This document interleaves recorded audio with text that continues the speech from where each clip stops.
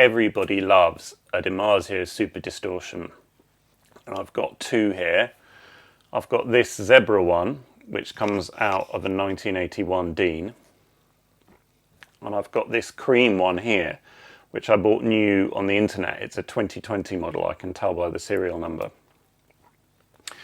Why is the Super Distortion so loved?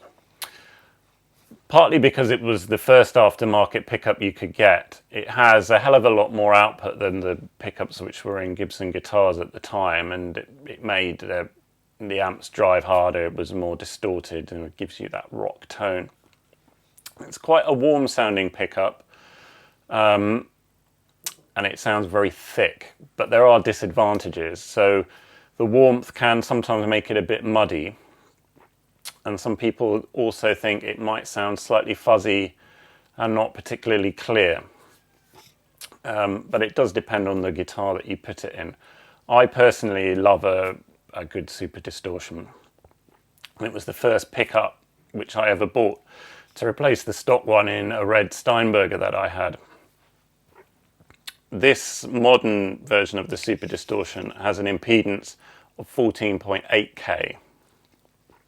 I was quite surprised about that because that's very high. Now the vintage one has a 13.4K impedance, so it's a bit lower. Both of these have ceramic magnets. Both have a brass base plate. The coil height is the same on both pickups, although the new one has slightly longer coils. When you look on internet forums, there's a lot of guys claiming that the vintage ones sound way better than the new ones. But is that really true? I have my doubts, so let's put it to the test.